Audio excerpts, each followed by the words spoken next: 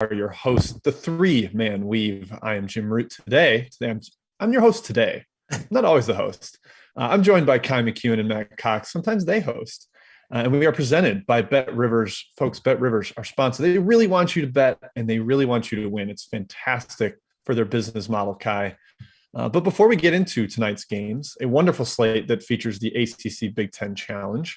Do you have any takeaways from Sunday or Monday that really jumped out to you? Yeah, Jim, I watched the Iowa-Virginia game, and full disclosure, I was on Virginia. The first half was not fun for me. UVA looked like a mid-major, like a low major against the Hawkeyes. The Hawkeyes were throwing in everything. Jordan Bohannon was on something. That guy, Matt, was hitting everything.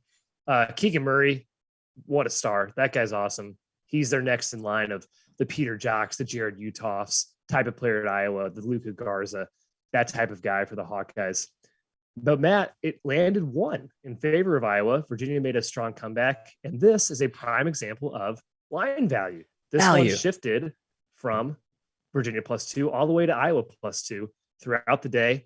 Depending on where you landed, you either won or lost this bet. That's correct, Kai. I'm glad that you took that opportunity to teach the listeners out there. I just want to highlight a team that I'm really looking to potentially bat going forward. That's the pride and joy of Tulsa, Oklahoma. And no, I'm not talking about Tulsa University. I'm talking about Oral Roberts. The Eagles got it done last night, taking down those Tulsa Golden Hurricane, the Fighting Frank Haiths, a coach that I know is holds a near and dear special place in your hearts, former Mizzou alumni. Hey, it was their first D1 win. It was a really poor court storm, but Yes, this team, it was poor. It wasn't necessary, but hey, the Navy Center was rocking. They should have had Oklahoma State beat over the weekend. They could not get it done. I think Max Asmus and the crew are about to take off here. So it's crazy to think that Oral Roberts team is actually undervalued coming off that Cinderella run. But just one team I'm kind of highlighting on my slate whenever they pop up is I'm looking to ride that. So go ORU. I was on Oral Roberts yesterday, wrote it up for Action Network, and there's a point where I complained about Max Asmus being 2 for 4 from the free throw line. He made 11 straight after that. So he just shut me right up. My takeaway, guys, is that Notre Dame might be in a little bit of trouble. And it's specifically because Prentice Hub is a 0. He had 0 points yesterday. Way too nice. He's a negative. You're right. He's 4 for 29 from the 3-point line this year, and he has not made more than 1 in a game. In his final 7 games last year, he made 2 or more. So it is clearly just like a sunken trajectory for him. Blake Wesley has taken that point guard spot, and they need Hub to do something if they want to deliver on any preseason potential. They were highly ranked in KenPom early, and Kai, it's not lasting. So yeah, Jim, how's 6 of 39 from the field so far this year? 3 of 25 from 3, 3 of 14 from 2. I mean, it's bad. That's excluding the Chaminade game when he didn't play that well either. It's looking rough for Notre Dame. The Big Ten is off to a 2-0 start in the ACC Big Ten Challenge. So let's talk about the slate of those games tonight. Start off with the headliner. The Duke Blue Devils, certainly a national darling right now after the win against Gonzaga. Just an awesome neutral site game last Friday. Now they're headed to Ohio State to take on the Buckeyes. Matt, your Blue Devils, we've seen the ceiling. Do you think they can tap that ceiling again in this game, or they come back down to earth a little bit? I hope not. Teaser, this will be a best bet. We'll kick it right off the top of the slate here. Love it.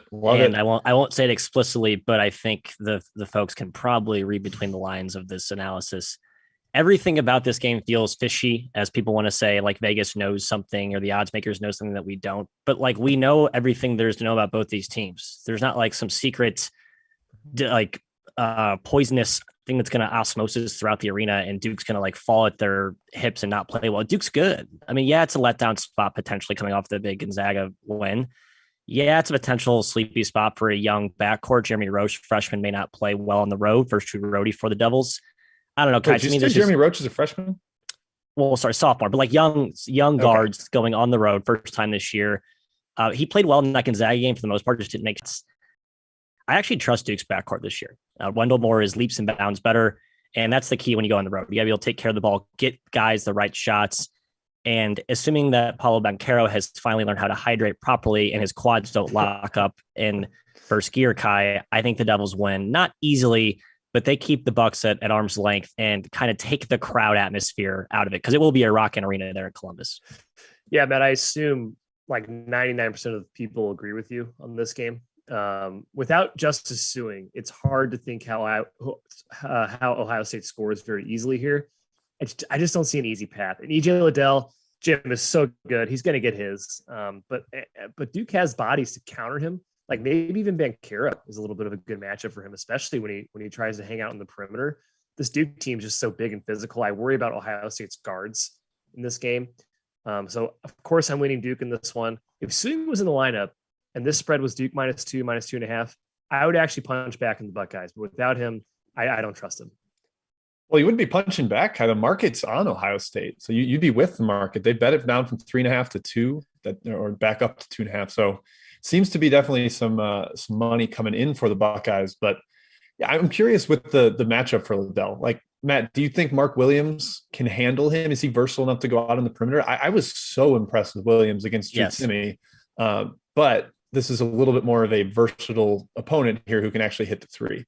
I think Duke needs to mix and match it. You'll see some Banchero on him, presumably, but you don't want to over exert his energy because you need all the special things he does on the offensive end. I actually want to see a lot of AJ Griffin. I was going to say. He's reportedly healthy. So like it isn't really much of a pitch count thing. It's more of just K needs to trust him. And we've seen K have trouble trusting guys that he hasn't seen or proven himself on the floor. This is one matchup where Griffin, I think you need to let his length and versatility shine on the defensive end. Yeah, he's hyper physical. I think he can be a bother for Liddell if he's ready. Yes, agreed. All right, that's it for that. We've got Matt's best bet there. We'll recap that at the end of the show, but that's one. We got a couple more coming. Next on the outline, we got Florida State headed to Purdue. Purdue has been just a massive wagon so far this year, coming off a 57-point demolition of Omaha. Florida State's been better since they lost at Florida, but they have some personnel issues. No Raekwon Evans, starting point guard. No Tanner Ngam, one of the big centers, and Naheem McLeod also out. So Kai, they're missing a little bit of size, and this is not the matchup you want to be down big guys. Yeah. Very few teams in the country, I would say almost none, can match up with Purdue size-wise. Florida State maybe is the only team that can. Biggest team in the country by adjusted height, whatever the stat KenPom uses. But without those two guys, McLeod and Ngam, that's very, very troublesome against Williams or Edey. Even with those guys in the lineup, I don't think they would stop either one. Florida State's been struggling too a little bit. The Florida loss doesn't look so bad now, but the Boston U overtime win without Boston's best player, Walter White, in the lineup is very strange to me. One of their best players, Javonte McCoy. This Purdue's playing. Javonte McCoy's in the chat, so you better apologize to him. Matt, this Purdue team's playing like a top 3 team, maybe even the best team in the country currently. They're going to dominate inside, on the glass, pretty much everywhere.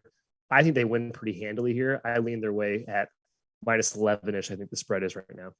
Does feel high. I think the key thing to know here is Purdue is willing to run, and they've done so at times this season. And their games have played a higher pace, higher tempo. I think the scoring is ballooned more than what you're used to seeing with the typical Purdue offense, despite having 2 twin towers inside where they can dominate.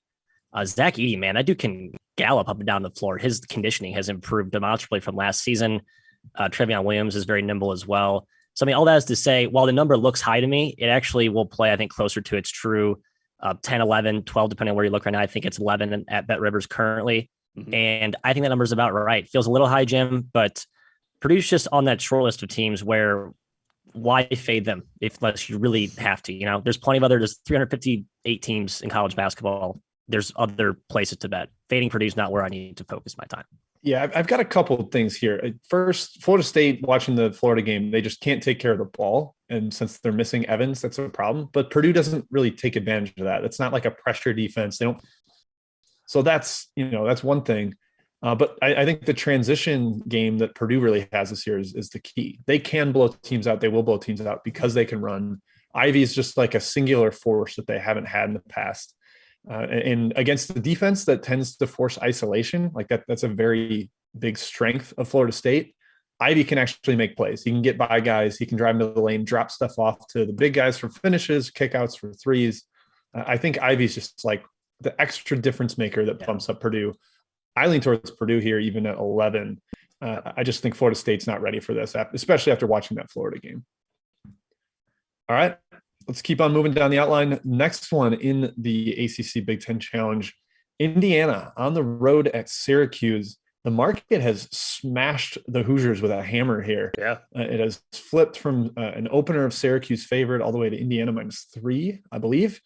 And Matt, do we think that makes sense? I mean, the Hoosiers have played a little bit of zone against a little bit of zone this year, but that was mostly Jackson State. Like that's not comparable to Syracuse.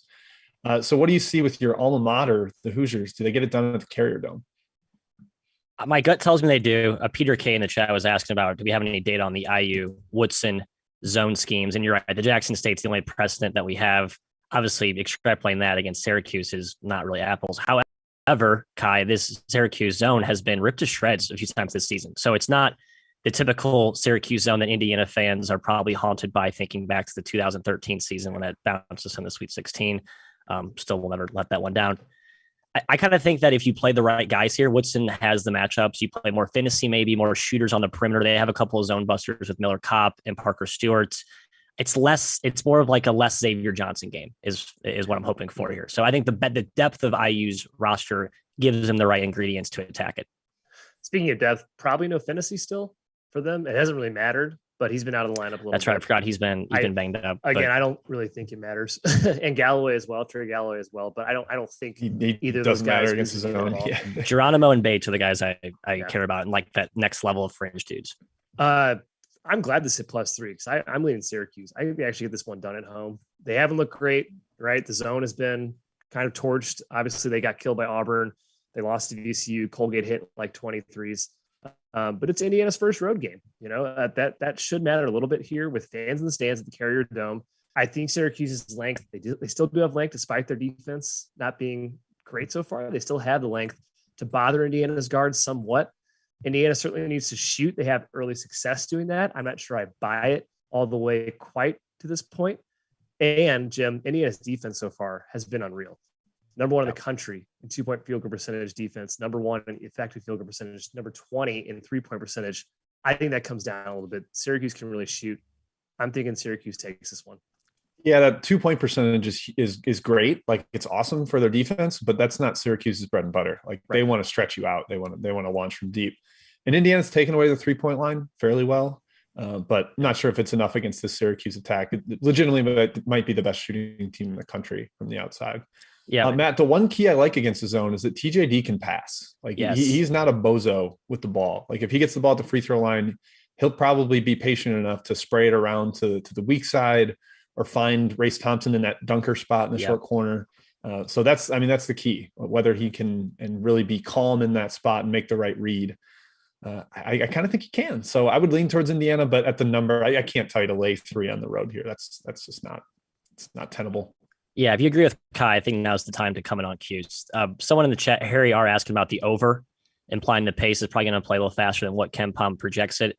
I don't like playing Syracuse overs, even though defensively they're not great from an efficiency perspective, and even though they can shoot, they tend to get back on defense they're pretty disciplined in transition D, I guess. I don't think IU's fast break attack is going to murder the orange out there. So I think that does kind of hurt the over. I'd probably stay away. It's been bet up a little bit, I believe, as well. So especially at the current price, no play for me. Yeah, the zone, if once it's half court, you have to take like 20 to 25 seconds. Takes time, breaking it down. Yep. All right, last one before we get to Chat Mob. Northwestern at Wake Forest. 2 of the more bottom feeders in these 2 leagues, but a big one nonetheless. A line right around pick. I believe Wake Forest is favored by 1.5 at this point. Matt, Steve Forbes finally has more size, more athleticism. He did great in the transfer portal this offseason. Alondis Williams has been just a revelation for them. Yep. But Northwestern's been pretty solid too. They got the win over Georgia, took care of business there. Might have beaten Providence had the Friars not been scorching from the outside, shot nearly 50%. Are we buying Northwestern here, or do you think Wake can get it done at home? I like Wake a lot. They looked very impressive in the MT. I know they blew that lead to get to Oregon State, but the way that they got up with such conviction was super impressive. I don't think Northwestern's seen a team with this much collective length and speed and sort of that interchangeable multi-positional wing mold, which is what Forbes has in spades, much like his old ETSU teams in many regards. Kai, and this is where I think we see the inflection point of Northwestern's similar dip that we saw last season, the year before, hot non-con. They finally hit some real competition and they look more mortal. So I think there's good value here in time on the Demon Deeks. Yeah, I still think Northwestern's a little bit overvalued as a top 40 KenPom team. They're sitting at 40 right now. They did handle Georgia pretty handily. Yeah. I'm not really impressed by that. I was on Georgia that game, so that was unfortunate. But again, like Indiana, this is the first true road game for the Cats. They've played a couple neutrals. This is their first game at an opponent's actual home court. Jim, you mentioned Alondes Williams, a 122 O rating and averaging 19-5. I mean, he's been awesome. But right now, Wake's been solid. Certainly a test here. I lean their way at -1.5. It's my best bet, Kai. I agree with Matthew. Oh, good. I agree with you too. Yeah.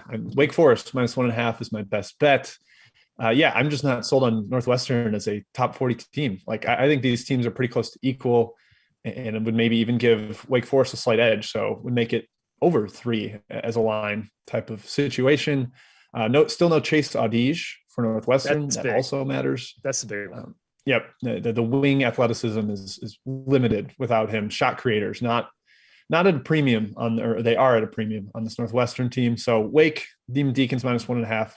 Matt and I were both getting our best bets in before the first chat mob break. How about that? Got to feed him soon, Jim. Keep him fed.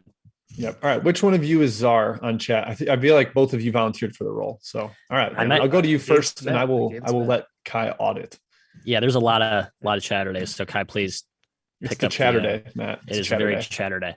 So Kai, pick up the pieces, whatever I forgot here. Peter K. I'm sorry, we got Peter K's question with the IU Syracuse zone. So scratch that off the outline here, Matt. Ray asking about Davidson, Charlotte, little North Carolina showdown. Kai, Davidson's been awesome. It's on the outline, Matt. It's on the outline. Yep. Yes, it is the bottom. Hey, Ray, we'll get to your question in a bit. Luke asking about Pitt, Minnesota. That's also on the outline. Good Julian job. has a twofer with the more of the mid-major round. Manhattan -9 against Fairleigh Dickinson, and Rice -2 at home against North Texas. Jim, I'll go to you on Manhattan. Kind of going to you on Rice. I tend to lean the other way at Julian. Sorry, dude, on the battle of the, I guess I wouldn't say New York. FDU's Teaneck. It's not exactly New York City, but whatever. You get the idea. The greater New York area. It's a big number, but FDU's been better lately after getting walloped the first few games. Yeah, I don't know. That I just saw that Greg Herenda is out with a non-COVID illness. Their head coach. That is a little bit concerning for FDU. P.O. Racine has barely played too. He was like a freshman big in the rotation last year. Thought he'd take a step up. Hasn't done that, but Joe Munden came back. Yeah, Munden he missed a game, and that matters. So, yeah, I lean towards FDU as well. I just don't think they're going to lose by double digits, but you never know with that defense. Manhattan's been awesome, so I can see why the number's gotten so high, but I do lean FDU as well. Kai, Rice, Texas State, a little bit of money coming on Rice, favored by a field goal at home against the Bobcats that have been sort of a enigma for us. We seem to be playing whack-a-mole with that team. They've been better than I think we expect. Are you looking to take Rice here or stay away? Both teams are kind of whack-a-mole, and that's why I'm staying far away. I don't really know the true nature of either teams. I think Texas State's going to be really good in the Sun Belt, like really good. But in the non-con, I just really can't trust them. And this Rice team, we've seen them be immense. We've seen them be terrible. So I would rather just not bet this game. CJ Donofree, name pronunciation check there. I think I got that right. Furman High Point, another Carolina showdown. Jim, I actually was leaning toward the home dog here. High Point playing host to Furman, a team that we love. Do you lean the other way? I do. I lean towards Furman. They just took care of business as a road favorite in their last game. I kind of think they're able to do it again today. High Point's certainly better than USC Upstate, but I'm just not really sold on this High Point team. They had the key preseason injury. The name is escaping me. 2, I think, actually. John Flowers. Michael Wright? No, Michael Wright's there, but I think Flowers might be the name of the guy, or Langlace. But anyways, Furman, I just think is really, really solid. I think they win by double digits. Kai, Ryan A. asking about Rider Ole Miss. It's the Broncos, a team that you don't love. None of us really love. They did hang around last game against who I'm blanking on who they stuck close, South Carolina. So do you think they do it again against another kind of meddling SEC, a better team than South Carolina, but kind of in that middle of the SEC pack? It's another team that's covered in oil, and I can't catch them in my hands. I've bet on Rider. I've faded Rider. It hasn't worked. It hasn't worked. It hasn't worked. So I'm staying away from Rider. I have no idea. It's the Demencio Vaughn Bowl, Matt. He's going back against his. Played for both teams. I love this. He's going to get confused which team he's on. That's my guess. I'm staying far, far away, Matt. We're getting another question or a couple asking about Omaha, SIU, Edwardsville. You want to talk about that? And I thought that was the best bet. I forgot what we had pre-show. It's not a best listed. Okay. I have a bet here. Teaser. Jim, I'll let you lead it off though. Omaha, interesting spot. Finally home. Long road trip. They've been terrible, injured. They're healthier. It's still not a very good team. They're catching SIUE, who gave Creighton a scare for all of their money. I kind of like the home dog here. Yeah, Omaha has lost their last 2 games by like a combined 100 points. And I think that's depressed their value in the market enough that we can back them here. They're still missing Poor Bear Chandler, the big Wichita State transfer. And then Lamell Robinson seems to be out for the season, potentially one of their best guards. That's an issue, but they've got Ferrarini back. They've got Wanjing Tut back, although he's not playing a full minutes load. I think Omaha is the bet here, Matt, given the situation and given the relative health that they've got going.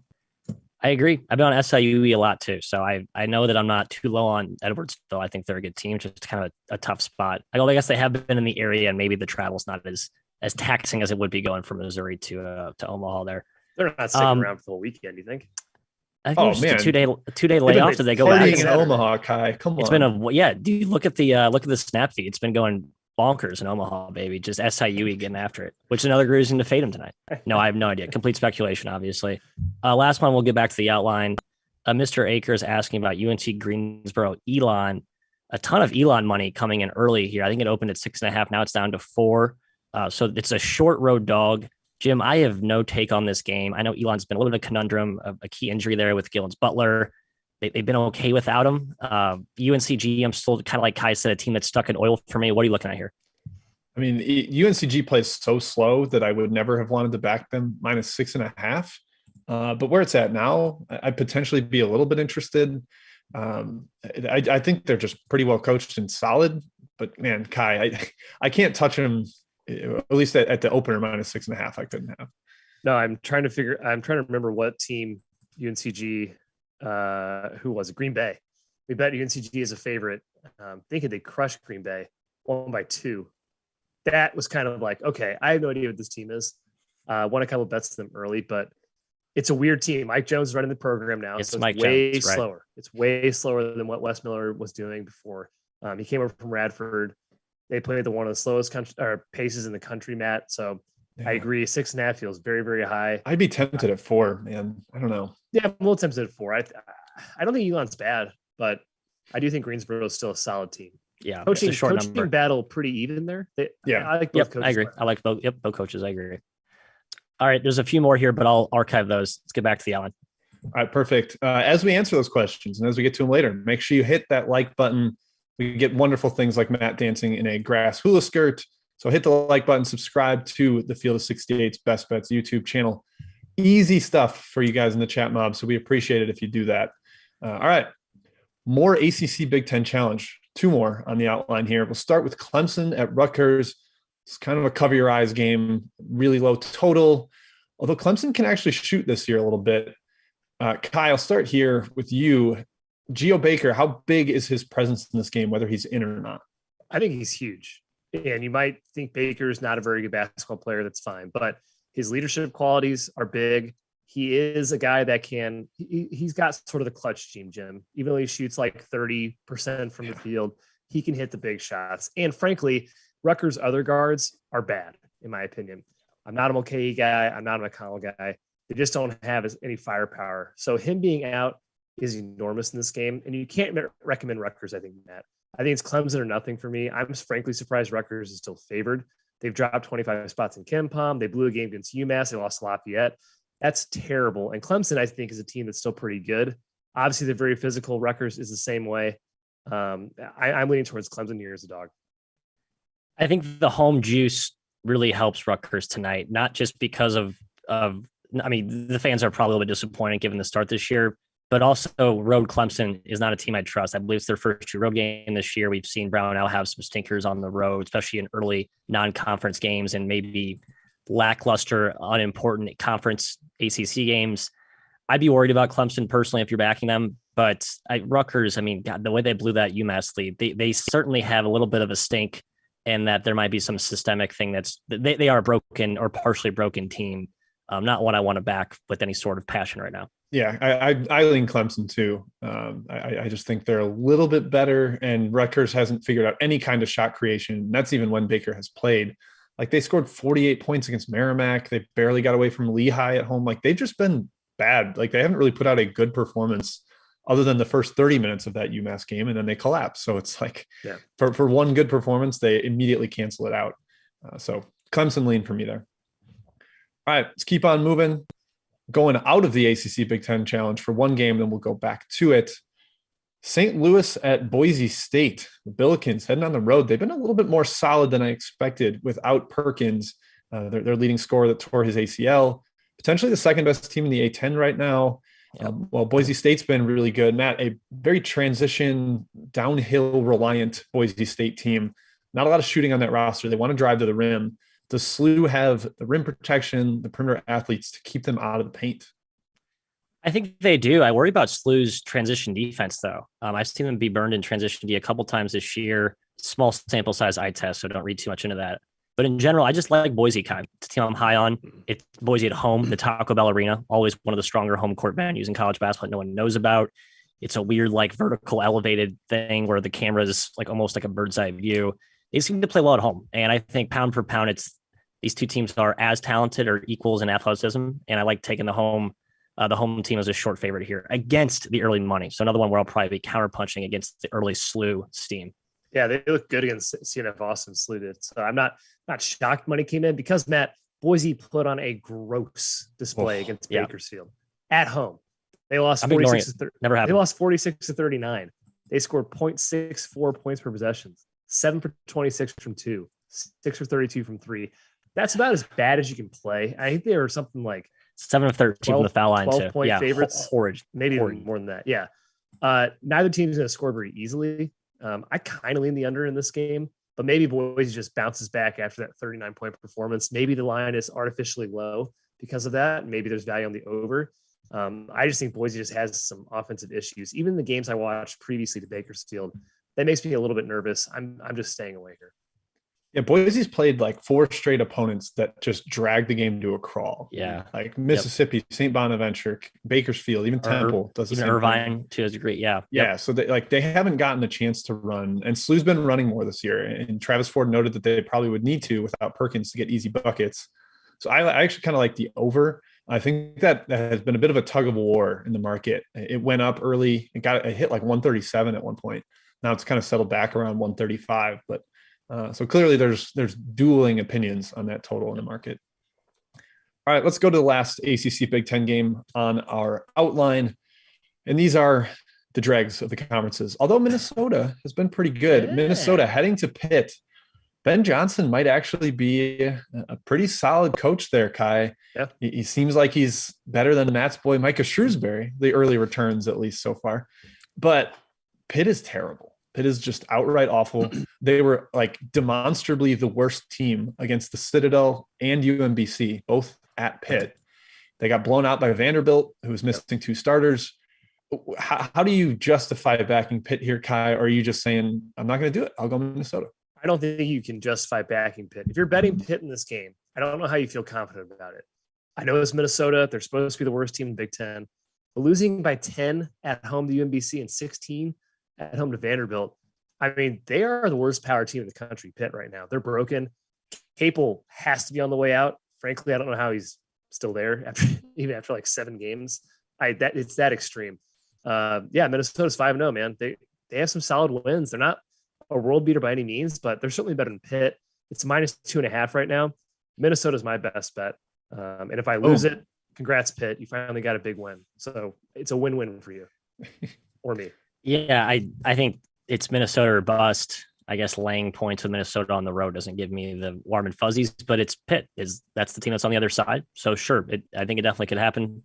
I was looking at the under, and the number opened really low, 127.5, 128. It's an ugly game. It's going to be a bad game and also ugly with probably a slow tempo, slow pace, and a lot of missed shots and enough bricks to build Jeff Capel a new house wherever he'll be coaching next year. I don't know, Jim. I'm staying away hard. There are a lot better games to watch tonight and better games to bet. That's my advice to folks. Watch something else and bet on something else. Yeah, I lean Minnesota, but no one's made threes against them yet. Opponents are at 21%, second lowest in the country. A little concerned about regression, but Pitt has no shooting. Like, they have 2 guards on their entire roster that are healthy and eligible. So it's not really a team that's going to light you up from deep. I still lean Minnesota. I just think until Pitt experiences the true rock bottom and shows something decent, I'm going to continue being against them because there's no reason not to right now. They should have been a home dog to UMBC based on every part of the way that game played out. So this team's terrible. All right. They're bad. They are bad. It's tough. I know. It's hard to watch. Last one on the outline is a rivalry game. It was mentioned in the chat earlier. Davidson at Charlotte. Shockingly, Charlotte has won 2 straight in this little edition of the rivalry.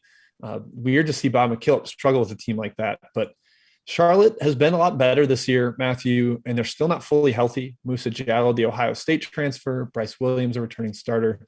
Those guys have not been in the lineup, but they've still been kind of frisky. Do you think Davidson, with their lighted up offense, a lot of efficiency in that group, do you think they can get it done on the road? Yeah, I was torn on this one. I've had Charlotte rated pretty highly this season, despite as many times as they burned us in the past. The App State game was one that I was tracking close to. They almost blew a lead in that one, which is something they did basically on repeat last year. It's not a team I trust, but I think it's a team that's been undervalued so far this season. And they could be even farther undervalued coming off 2 straight losses here, Kai. I don't know, but Davidson's been kind of a wagon though too. So I don't know if Davidson's the team I don't want to fade no matter what, but certainly one I want to tread lightly looking to back the Niners here. I kind of need to see Musa Jallo or Bryce Williams back in the lineup for Charlotte before I feel comfortable backing them. Drexel and Toledo losses, not necessarily that bad, honestly. Those teams are good. They could both win their conference. I think it's bad, Jim, to be a packed-in style defense against Davidson, who can light the nets on fire. So that's a stylistic point of view or advantage in favor of the Wildcats. The line's gone towards Charlotte at 4.5. Yep. I probably wouldn't back them right now. I probably leaned their way at closer to the opener around 6-ish. Yeah, I kind of like the +6 just because of a number, but at 4.5, it's not a good number. The matchup makes me a little nervous. McKillop losing 2 in a row to this coach and not wanting to lose 3 in a row makes me nervous. So 4.5, I wouldn't recommend it. I do think the pack line has a little bit of success just junking up against the motion that Davidson wants to run. I buy that. Yep. But it's not enough to like recommend it at this point. So potentially an under, but Davidson's offense is scary to bet unders. They can just hit a couple threes in a row and you're like, oh, well, now I don't have a chance at the under. So yeah, now it's down to 132. That's too low. Yep. All right. That is it for Davidson Charlotte and the outline. Let's get back to the chat. And again, hit that like button, subscribe. We appreciate all your help, those paying attention in the chat. What else we got, Matt? Let's start with some extra action off the extra board here. I think an earlier tip today. No, I think it's the 5 or 6, so normal tip. I thought there's some afternoon action. No, apologize. No day ball is nice. I'm yearning for it. There's just a blank space in my soul right now. But Kai, Georgetown is hosting Longwood. We like Longwood. We don't like Georgetown. Help me complicate the handicap beyond that. That's kind of where I stand on those 2 teams. I kind of made the line where it is. 9 points, if you just think about it in general, seems very low for a Big East team versus Longwood. Yeah. But Longwood's been scrappy. They're extremely well coached. It's not a team I feel super good about fading, even with a power team. And Georgetown has not looked good at all this season. So I'm staying far away. I don't even have a lead in this game. Yeah, I don't want to lay points at Georgetown, but I Longwood, I think the line's a little low because of their 2 demolitions that they had that leapt them up analytics rankings. So I don't really want to take them as a dog. If you really want to get crazy, I think Longwood money line isn't insane here, Matt. Nope. Because there's going to be decent amount of variance. Both teams give up a ton of threes. I think Longwood could actually be frisky here. Yeah, I had this flashback to the Mount St. Mary's game. Was it last season when they almost beat Georgetown and Georgetown? Not the same type of team, but Longwood has like premier athletes on the perimeter. So it's not a team that will be overwhelmed by like the power 6 caliber talent or speed or anything. And Griff Aldridge is probably the better coach. So could be value there, but yeah, it's a short spread. I'm going to say not probably. I'm going to say definitely. Ooh, okay. Patrick Ewing, Jim and Kai live at the following addresses. No, you think that's a hot take? No, it's not a hot take. I feel like I like Patrick Ewing, so I don't feel like throwing shade at him today. I'm trying to be buddy with all the coaches now, Jim. It's my new. If he didn't win the Big East tournament, he'd be pretty hot right now. Yeah, true. Nevada Pepperdine. Getting at questions. Are the Pack back, Kai? I think winners of 2 straight after the little mini rut to start. Emphatic winners of 2 straight. Yeah, dominant fashion, sort of akin to what we saw late last season. More like the team that many had pegged as a W or Mountain West sleeper, dark horse, darling, whatever you want to call it. The money's coming on Pepperdine, though, who they're hosting at home, down to 12.5 at most places. Any lean here? No, I mean, it was a big spread. I don't think Pepperdine's very good, but they've shown they can get crazy hot. So there's certainly a chance they can stick within 12.5 right now as the line. But Matt, I think Nevada has found itself. I think, frankly, kicking off Brahma from the team, I don't know what he did or what he was like in the locker room, but anytime you can get a negative presence out of there, and it seemed like he was a negative presence, it makes the whole team better. The chemistry improves. So I think it was a huge part of why they're frankly playing well. And Pepperdine is not a very good team. I would lean towards Nevada here.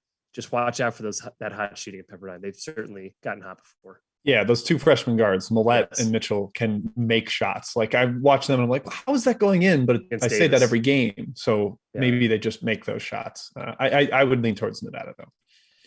Yeah, both teams rely heavily on shot making. I think Nevada just has more other alternative avenues to score with the sides they have up front, even without Brahma. They're playing those 2 twin towers. Should be an edge in this matchup, but we'll see if Alford can weaponize that. Griffin asking about Charleston Tulane, a really fun mid-major matchup here. 2 coaches we love. Pat Kelsey doing yeoman's work so far at Charleston Gym. Against Ron Hunter, a guy that we like for Tulane, the Green Wave. I have a total lean here. Are you looking at a side potential? I believe there's been money coming on the Wave. I think it's been bet up on Charleston's side. The other way. Okay, I'm sorry. I opened it 2 and it's been bet up to 3.5, 4. Okay, you're right. Yeah, I got nothing on side here, so I'm gonna kick it right back to you for your total. I kind of like the over. Feels like Tulane's playing a little faster this year, and Charleston is one of those teams where they just continuously play up and down, up and down, up and down. Number 1 in the country in tempo, I believe. And that's coming off a game where they actually won more of a drag out, a very impressive win, a buzzer beater, and it's in emphatic fashion. So from that perspective, you could argue that the total could still have value because they just played a slow paced game. Could also argue it's a good opportunity to fade them coming off of emphatic, exciting win. Just angles to look for. I have no strong take on the side. I do lean the over though. I think this game plays pretty fast. It's wild that Charleston is -3.5 when Ken Pom has it. Tulane -2. It's just rare to see the opposite team favored and at 5.5 point spread. So keep your nose up for that one. I agree. Ken Pom's still probably playing catch up there with Charleston. Taylor asking about San Jose State hosting Sodak, West Coast Showdown. Kai, our boy Timmy Miles. Our boy. He's our boy. Can he keep this thing going? Sodak's not really impressed us this year. I think it's a pretty ripe spot for them to get a win. It's short spread at home. I know it's San Jose State. Just them as a favorite doesn't sit well with me, but I think the better team. Loved it like 1, even when they're +1. Loved it for San Jose State. They're -3 now. It's been crushed. I can't lay that many points. It's still San Jose State. I love Tim Miles. I think South Dakota is bad. Frankly, didn't Tim Miles coach in South Dakota? Am I misremembering that, Jim? North Dakota State, right? North Dakota State, excuse me. Somewhere in the Summit. That's neither here nor there, which is something I popped in my head. I lean towards San Jose State. -3 is a little bit too high for me to confidently say, yep, play the Spartans, but that's the way I lean, Jim. Yep. It was North Dakota State. Man, is correct. 2 years there. South Dakota's been a little better than I thought. Without Plitzwhite, they were overvalued in the market to start. And they've come down some from 187 to 214th at Ken Pom. That's kind of reflective of their sinking, but I don't think it's all the way there yet. This is a tough travel for them. And San Jose State, I think, is on the ascendancy. So I would lean towards the Spartans, although laying 3 is a bit much at this point. Yep. We're staying in NorCal. Brandon asking about Santa Clara, polarizing team to start the year. Maybe did they hit a wall? They were a rocket ship. They've been without their best big, Josip Brankic. Could be, I guess, a attributing factor to the recent demise. I'm going to Jim here. I like me some Rainbow Warriors, despite some of the early injuries. They seem to have played pretty well without those dudes. Feels like a big number. What do you think here? It's a little big. Both these teams have injury concerns. You mentioned Brankic. Hawaii's missing De Silva and Noel Coleman, their point guard. I think that catches up with them a little bit here. They're playing like decent mid-major competition with UIC and South Alabama and hanging around. But Santa Clara, bounce back spot. I mean, goodness, they were poor last time out. blew a game against Irvine, and the game before that lost to Fresno State on a neutral. So I would go Santa Clara here if I had to, but it's not like a recommendation at the current price. I think that's all I got. I'm looking for one last scan. Any questions I missed, Kai? I think that's it, though. Well, Matt, I only see one question saying Marquette's yet to cover a bye game. Does that continue? They're playing Jackson State. Very good. Wayne Brent, we're fans of him. Yeah, Wayne Brent is a dog. Don't you need to say Wayne Brent is a dog? First half, Jackson State. I would lean towards first half Jackson State. I've been beating the drum that Marquette bad as a favorite, good as a dog since the preseason, and that has played out like very demonstrably so far. I would definitely lean towards Jackson State. First half, as Kai mentioned, would probably be the best bet there. Agree. There's one more, Detroit Northeastern as well. I think Jim had a lean in that one. Lean Northeastern. Detroit's kind of a mess. A lot of injuries. Noah Waterman was supposed to be available last game, but he did not play. He's key for them. Big shooter, stretches the floor, helps out spacing around Antoine Davis's isolation. So if he's out there, that helps Detroit. But I don't know, Northeastern has collapsed in multiple second halves this year. So maybe if you want to bet Northeastern, you go first half. Yeah, Detroit's 337th, Matt, in the country in defense. Yeah, they're back to the Detroit of 2020 and 2019, where it was just like the Antoine Davis show, and then there's really nothing else going for them. Offense around him, and then defense, they're in shambles because they don't have that cool zone that worked for them last year a little bit. So yeah, I'm not backing Mercy right now. They're playing like all man to man this year, and I don't know why. It's not working. It's a weird shift. Yeah. Yep. That is it. Let's recap our best bets, all of which come from the ACC Big Ten Challenge. We hit them earlier. Matt, tell the people what you have. Taking Duke -2 if it's still there, but I will take up to 2.5. I believe it's 2.5 most places. BetRivers, I'm looking at 2.5 BetRivers, and that's did you get? Was it 2 when you gave it earlier? I saw 2 at BetRivers 2 earlier. When I said it earlier. We'll have to defer to the chat. I think he gets what that. I should post. He gets -2. He gave it out at -2. I shouldn't need the hook. I shouldn't need the hook. Duke wins by 7. Come on, Devils. Duke wins by 7. Wow. There it is. Done. We're actually predicting precise scores now, Kai. It's been a big change over the weekend. All right, Kai, remind the people. Minnesota -2.5. Very rare that we get 3 favorites as best bets here, Jim. Yeah, I mean, they're slight favorites. They're barely favorites. Slight favorites. But yeah, so both of you have the -2, -2.5 on the road. I have Wake Forest -1.5 at home against Northwestern. We're all in on the ACC Big Ten televised games. This is rare for us. Usually our best bets are obscure, but not today. We're going with the bigger action, baby. Bigger board. That wraps up today's show. Thank you everybody for tuning in. Again, hit that like button, subscribe, join BetRivers, bankrupt them with awesome bets. Well, don't bankrupt them. We prefer they still sponsor the show. But thank you to Field 68. We will be back tomorrow at I hate same time, I believe 1 p.m. Eastern. Yeah. We will be back on the same channel. So we will see you then.